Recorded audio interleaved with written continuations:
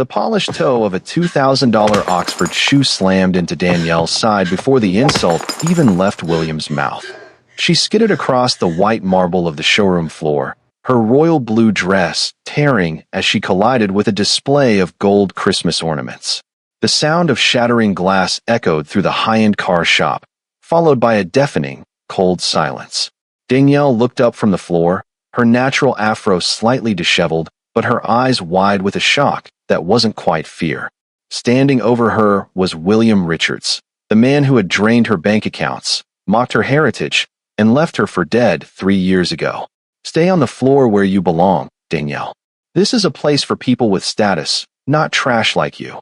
William sneered, adjusting his tailored suit. He had no idea who she was anymore. He had no idea that the poor ex-wife who once scavenged for rent money was gone, replaced by a woman who walked through fire to find her worth. William had no idea about the custom-carved jade ring tucked inside her clutch, the armored penthouse she had woken up in that morning, or the influence she now wielded. And he definitely had no idea about the man she was currently supposed to be meeting for lunch, the man whose elite security team was already closing off the showroom's glass exits. Baek Jia, her husband, the most feared syndicate leader in the country. Before we dive deeper into this story of love, revenge, and redemption, I want to wish you all a blessed and happy New Year celebration. May your holidays be filled with love, joy, and beautiful moments with those who matter most. Now, do me a favor by subscribing to the channel now and turn on notifications. Your support means the world to me. Now, let's get into this dramatic journey. As Danielle's hand reached into her bag to silence the vibrating phone, the caller ID simply reading "My King," she saw the first flicker of confusion on William's face. He thought he was clearing out a nuisance. He didn't realize that in exactly 6 minutes, when Jia's black SUV screeched onto the curb, William's entire world was going to be systematically erased. He still thought he was the most powerful man in the room. That was his final mistake. The golden light of a soul sunrise spilled across the silk sheets of the master suite, but Danielle was already awake, standing before the floor-to-ceiling mirror of the walk-in closet. Today marked their second wedding anniversary, a day that felt like a miracle every time she checked the calendar. On the velvet ottoman behind her lay a fitted royal blue dress, its fabric shimmering like the deep ocean. It was a gift from Jia, hand-delivered by his personal tailor with a note that simply read, "For the woman who brought color back to my world."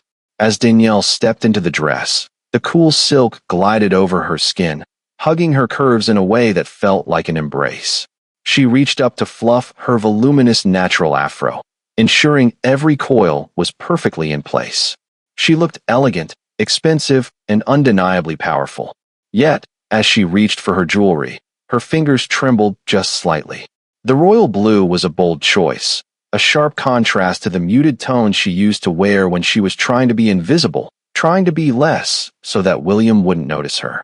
Despite the luxury that now defined her life, the sprawling penthouse, the limitless black cards, and the protection of the most feared man in the city, the old Danielle still lived in the shadows of her mind.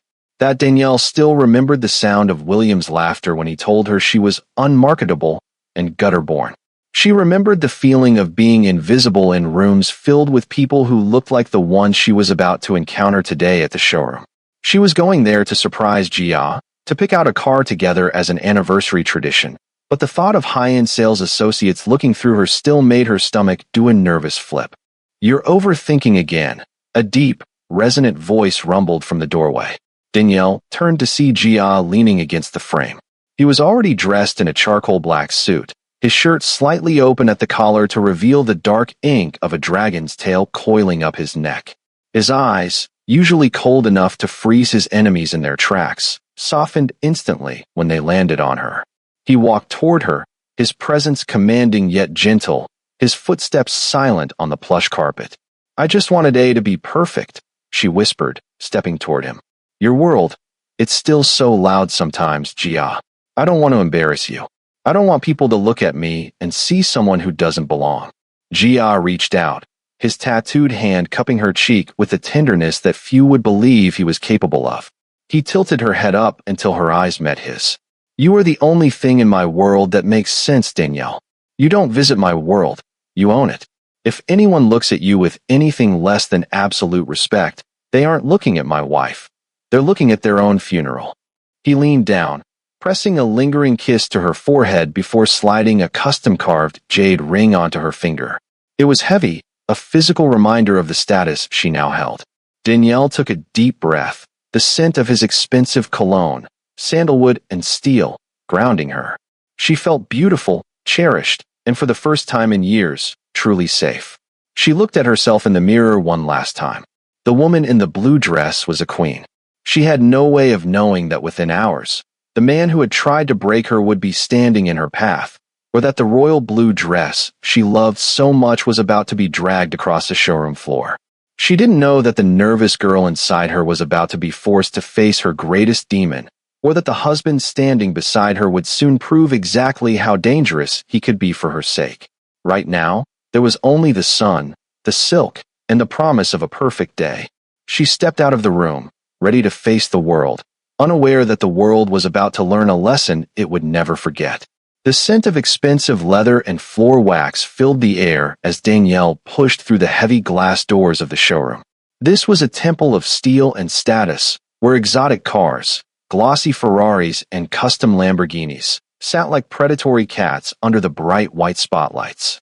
Chrome surfaces reflected the festive gold decorations hanging from the ceiling, and the atmosphere hummed with the quiet, understated sound of extreme wealth. Danielle adjusted the strap of her clutch, feeling the weight of the jade ring against her palm. She was only there to wait for Zhao's motorcade to arrive for their anniversary lunch date, but as she stepped further into the hall, the air in her lungs suddenly turned to ice.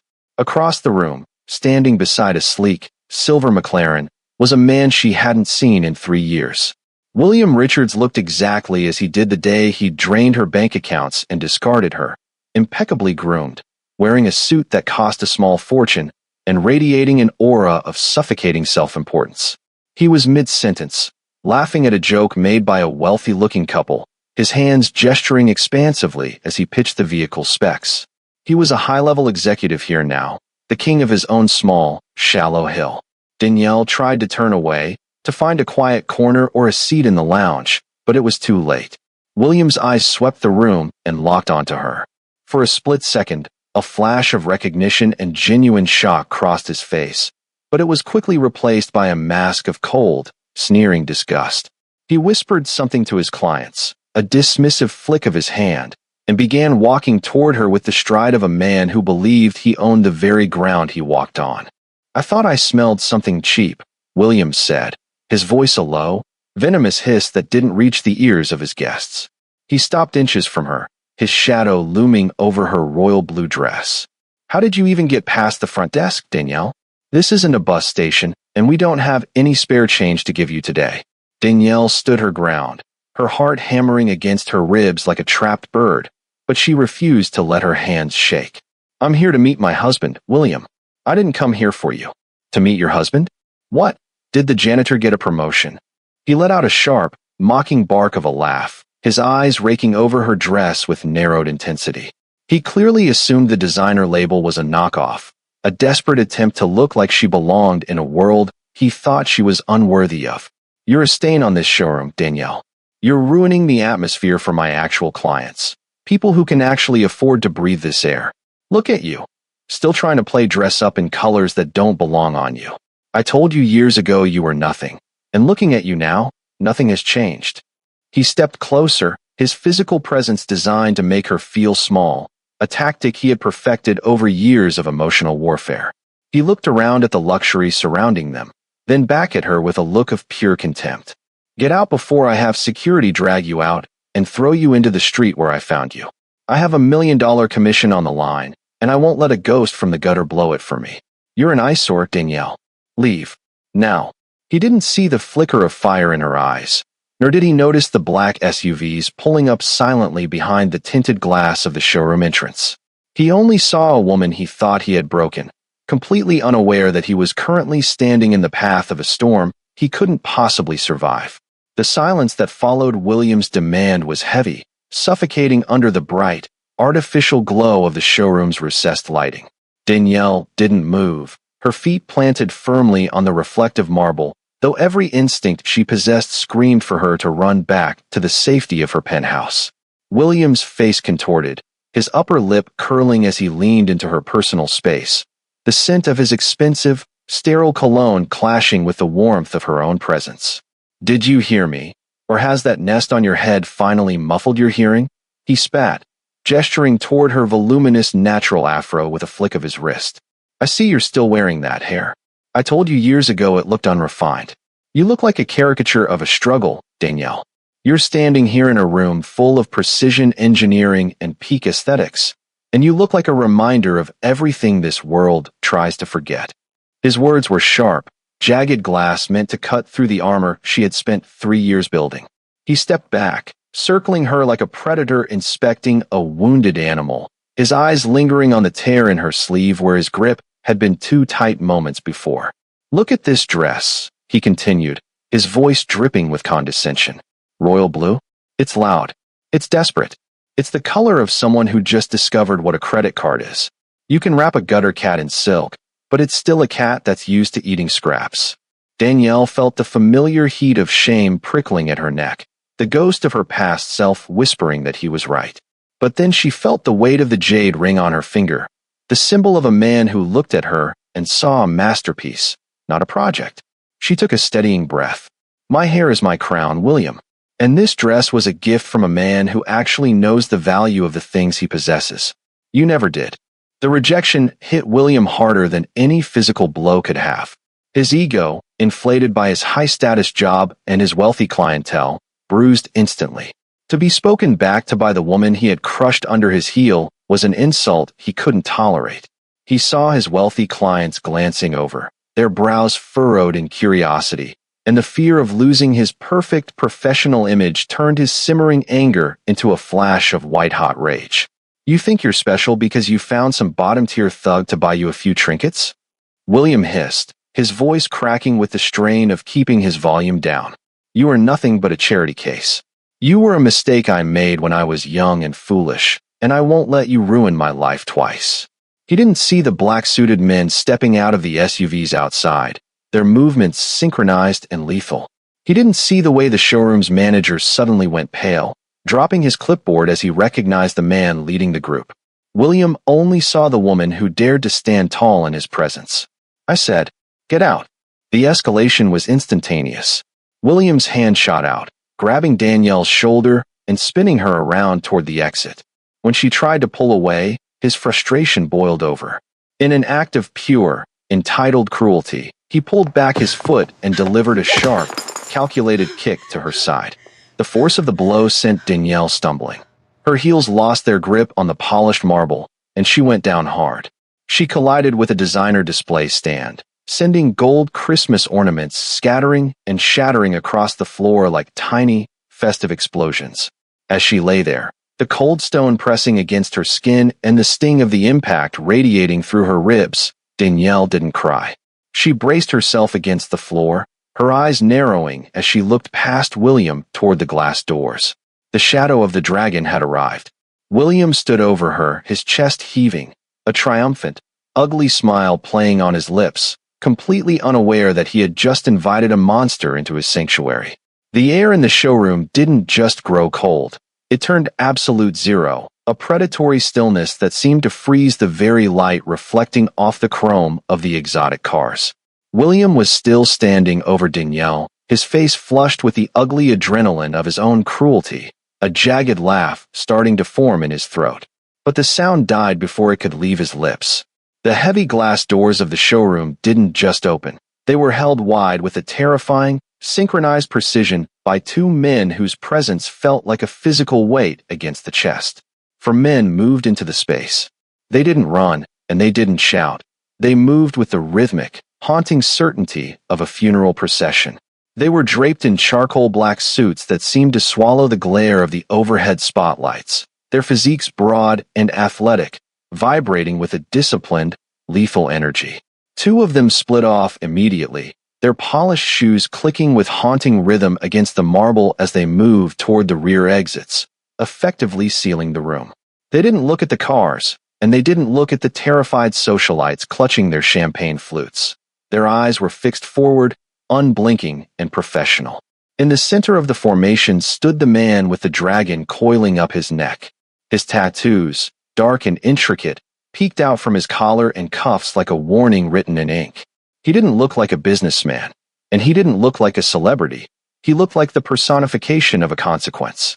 The showroom manager, a man who usually moved with the pride of a king, was now trembling so violently his clipboard clattered to the floor, the sound echoing like a gunshot in the oppressive silence. William's arrogance, though battered by the sudden shift in atmosphere, hadn't yet been extinguished. He straightened his tie, trying to regain his posture as the men approached. "Look, I don't know who you are, but we're in the middle of a private showing," William blustered, his voice an octave higher than it had been seconds ago. "This woman was causing a disturbance, and I was just." He stopped because the man in the front, the one with the cold, unreadable East Asian features, hadn't even looked at him. The man's eyes were locked on the floor, on the shattered gold ornaments, on the torn hem of a royal blue dress, and on the woman currently bracing herself against the cold marble. The enforcers formed a semicircle around Danielle, creating a wall of impenetrable shadow between her and the rest of the world. They stood like obsidian statues, their hands folded in front of them, their silence more deafening than any threat. The wealthy clients who had been watching with detached amusement moments ago were now backing away, sensing that the air in the room had become combustible. William felt a bead of sweat roll down his temple. He looked at the exits, but the men stationed there were as immovable as mountains.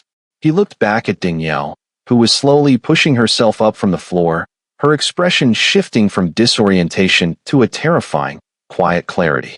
She wasn't looking at William anymore. She was looking at the entrance, her eyes reflecting the arrival of the storm. The shadow of the dragon had fallen over the showroom, and for William Richards, the sun had just set for the last time. The heavy glass doors hissed shut, sealing the showroom like a tomb. Through the parted ranks of the enforcers, a final figure emerged from the winter haze outside.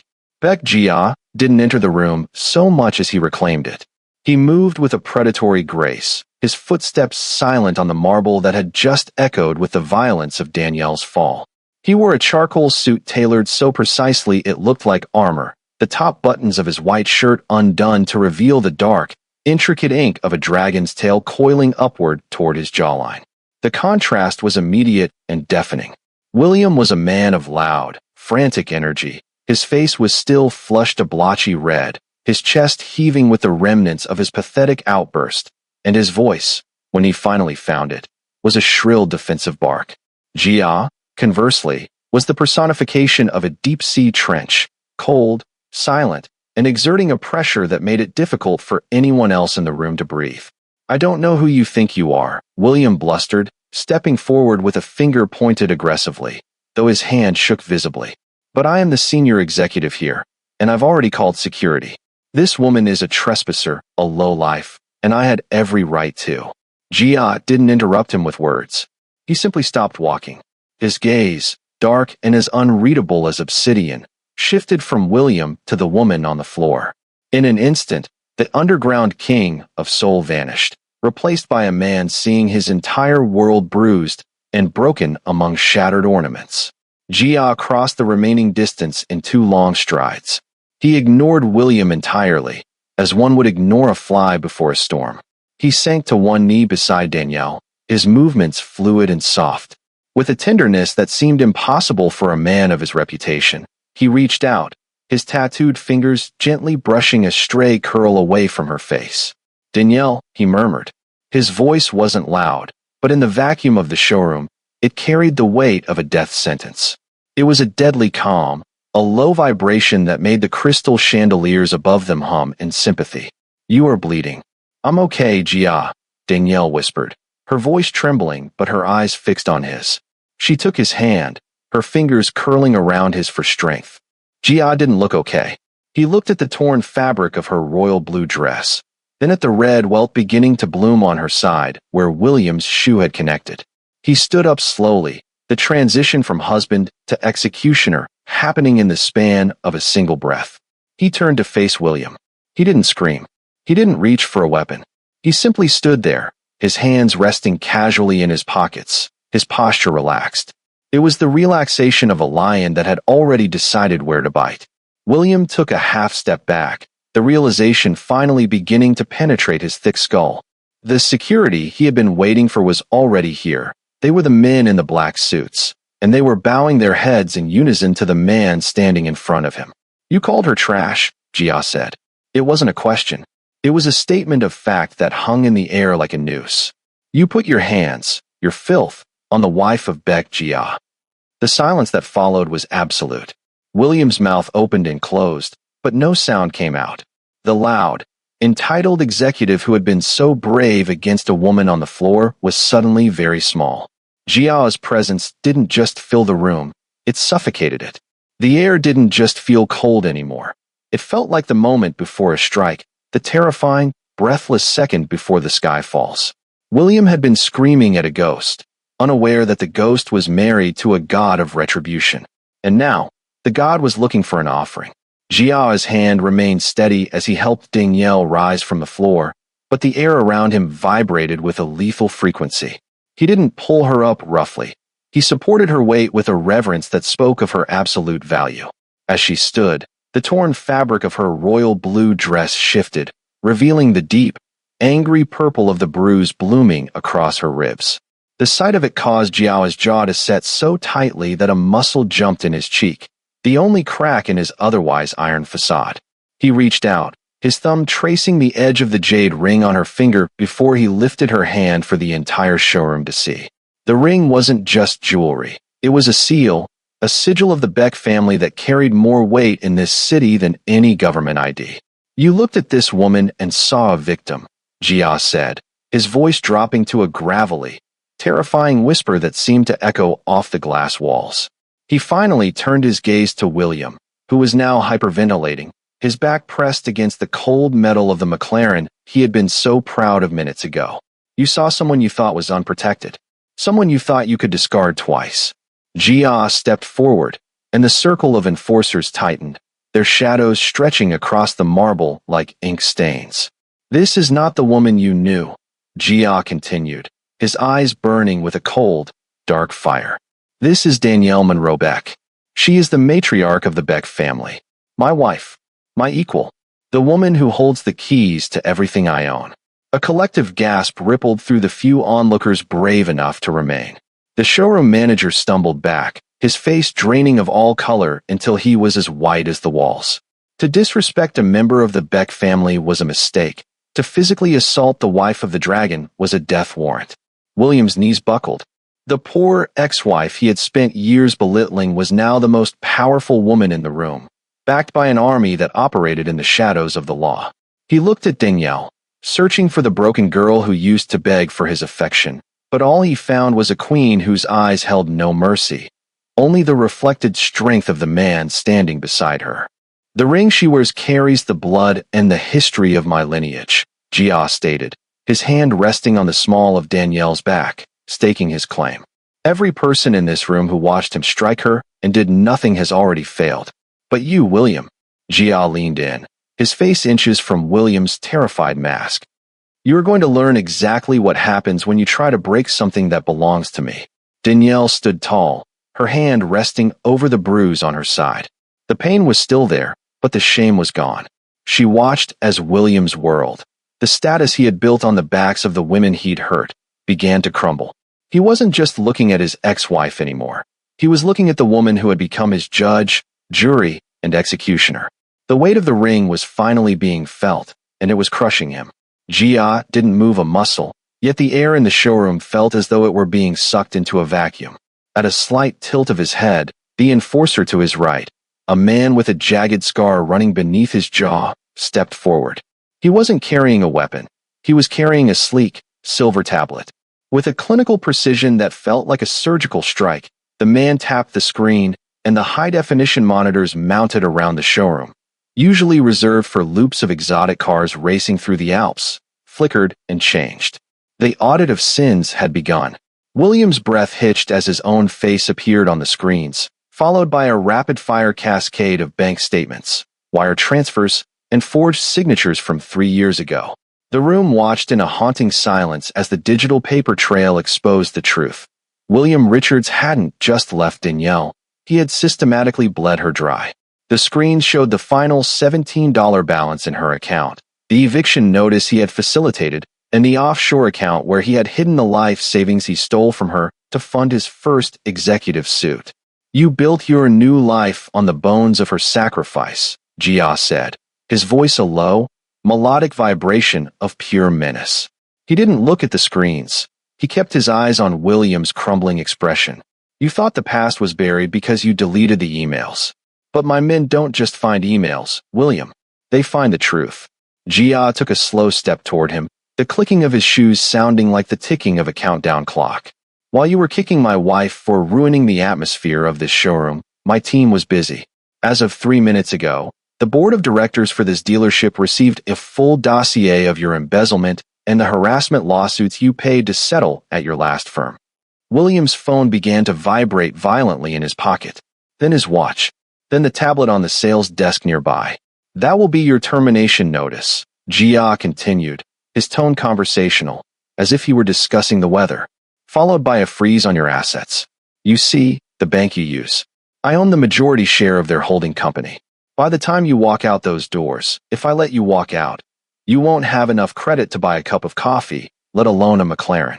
The wealthy couple William had been courting earlier backed away, as if he were radioactive. The socialites whispered behind their hands, their eyes filled with the same contempt William had directed at Danielle moments ago. The hunter had become the prey, stripped of his camouflage and exposed for the parasite he was. "You stole $40,000 from her back then," Jia said, pausing just inches from William's face. "With interest, inflation, and the pain and suffering tax I apply to those who touch what is mine. You owe the Beck family everything you have. Your car, your apartment, your reputation. Consider it a down payment on the mercy I might show you." William's knees finally gave out. He slid down the side of the silver car, his hands trembling as he stared at the screens that documented his moral bankruptcy. He looked at Danielle, his mouth opening to beg, but the words died in his throat. She wasn't the broken girl he could manipulate anymore. She stood beside Jia, her posture as straight as a blade, watching the systematic destruction of his life with a calm, resolute silence. Jia reached out and plucked the high-end watch from William's wrist, tossing it carelessly to the floor where it shattered next to the gold Christmas ornaments. "The audit is complete," Jia whispered, "and you are insolvent." The polished marble of the showroom floor, which William had once paced with the arrogance of a conqueror, now felt like an altar of his own sacrifice. He was on his knees, his hands pressed against the cold stone, mere inches from where Danielle had skidded after his kick. The irony was a physical weight, pressing the air from his lungs. Around him, the circle of black-suited enforcers remained as motionless as statues, their silence more terrifying than any shouting could ever be. Jia stood over him, his shadow swallowing William whole. The underground king didn't need to use force. His mere presence demanded gravity. He looked down at William with a clinical detachment, as if observing a broken piece of machinery that was no longer worth the cost of repair. "Please," William whimpered, his voice cracking, the polished executive facade completely shattered.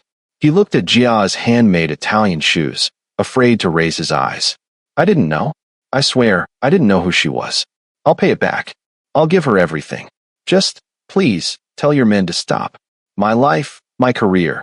"Your life ended the moment your shoe touched her dress," Jia replied, his voice a low, melodic threat. "You aren't begging for mercy because you're sorry. You're begging because you're afraid. You're begging because for the first time in your pathetic existence, you've encountered a power that doesn't care about your titles or your lies." Jia stepped aside, clearing the path between the predator and the prey. He looked at Danielle, a silent invitation in his eyes. He wasn't going to finish this for her. He was giving her the floor she had been kicked across. Danielle stepped forward. Her ribs throbbed with every breath, a sharp reminder of the violence she had just endured, but her gait was steady. She stopped in front of William, looking down at the man who had once been the architect of her nightmares. Up close, he looked small. He looked fragile. He looked like the coward he had always been. William reached out, his fingers trembling as he tried to grab the hem of her royal blue dress, the same dress he had called as stain minutes ago. Danielle, please. We were family once. You were always the kind one. Talk to him. Tell him I'm sorry. You know I didn't mean it. Danielle didn't flinch. She looked at his reaching hand and then into his tear-streaked face. For 3 years, she had carried the weight of his voice in her head, telling her she was nothing, that she was gutter-born, that she was unlovable. But as she looked at him now, that voice finally went silent. You're right about one thing, William, Danielle said, her voice clear and resonant, filling every corner of the silent showroom. I was the kind one. I was the one who believed in you when you had nothing, and I was the one who loved you until it nearly killed me. But kindness is not a weakness, and my silence was never a permission slip for your cruelty. She leaned down slightly, her shadow falling over him. You didn't kick a poor woman today, William. You kicked a survivor. You kicked the woman who built the man standing behind me. You see, Jia didn't find me in the gutter. He found me in the fire, and he recognized the gold you were too blind to see. William sobbed, a pathetic, wet sound that echoed off the glass walls. I'll do anything. I'll leave the country. You'll do exactly what you told me to do 3 years ago, Danielle interrupted, her eyes as hard as the jade on her finger. You'll stay down where you belong. You spent years trying to make me feel small so you could feel tall. Now look at us. I'm standing, and you're exactly where you always wanted me to be. She turned her back on him, the silk of her dress swishing against the marble. The final verbal blow didn't just break William's spirit, it erased his hold over her. She walked back to Jia's side, her head held high, the natural crown of her hair catching the light. She had found her voice on the very floor where he had tried to silence her, and in doing so, she had finally set herself free. William remained on the floor, a broken man in a broken world, surrounded by the gold shards of a Christmas he would never get to celebrate. Jia reached out, his hand sliding firmly around Danielle's waist as he pulled her into the protective warmth of his side. He didn't spare a final glance at the broken man sobbing on the floor. William Richards was already a ghost, a name being erased from every database and ledger in the city. The enforcers stepped back in a synchronized wave, clearing a path that led directly to the center of the showroom, where a custom-built, midnight black Bugatti sat beneath a halo of spotlights. It was the most expensive vehicle in the building, a masterpiece of carbon fiber and predatory intent that had been intended for a foreign billionaire. The keys, Jia said, his voice quiet but carrying the weight of an absolute command. The showroom manager, trembling so violently he nearly tripped over his own feet, scurried forward. He held out the leather-bound key fob as if offering a heart to a dark god. Jia took them without a word and handed them to Danielle. You've spent enough time in the passenger seat of other people's lives, Jia whispered into her ear, his breath warm against the chill that still lingered in her bones. Drive us home, Danielle. Drive us into our future. Danielle felt the cool weight of the key in her palm. She looked at the car, then back at the wreckage of the showroom, the shattered gold ornaments, the torn fabric of her past, and the man who had tried to convince her she was nothing. For the first time, she didn't feel the phantom ache of her bruises or the sting of old insults. She felt a tectonic shift in her own soul. The weight she felt wasn't the burden of trauma. It was the heavy, solid gravity of her own power. She walked to the driver's side, her royal blue dress flowing behind her like a banner of victory. As the butterfly doors swung open with a hiss of precision engineering, she slid into the cockpit.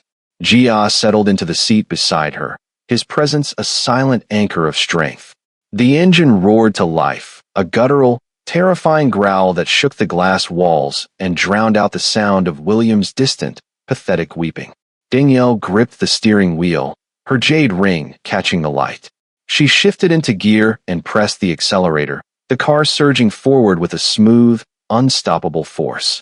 As they burst through the wide doors and onto the streets of Seoul, the cold winter air whipped past, but Danielle didn't feel the chill.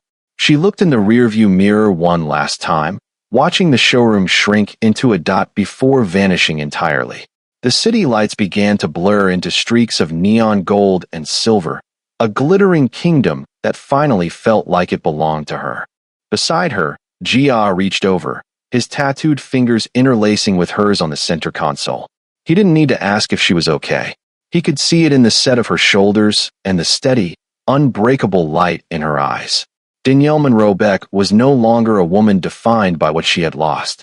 She was a phoenix who had burned her old world to the ground to build something far more beautiful. The ride home was fast, silent, and filled with the absolute certainty that from this moment on, no one would ever dare to make her feel small again. She was the wife of the dragon, a queen in her own right, and she was finally, truly, free. The most vital lesson this story teaches us is that your value is inherent and cannot be defined by those who failed to cherish you. William saw Danielle as nothing because he was looking through the lens of his own greed and insecurity. He mistook her kindness for weakness and her silence for defeat. If you made it to the end of this story, thank you so much for watching. Please don't forget to like this video, subscribe to the channel for more Afro-Korean romance stories, and comment below telling me what you thought about Danielle and Gia love story. What should our next story be about? Should we do more mafia romance, forbidden love? Let me know in the comments. And to everyone celebrating, I wish you a beautiful holiday season filled with love and joy. Until next time, keep believing in second chances and the power of love to heal all wounds. See you in the next video.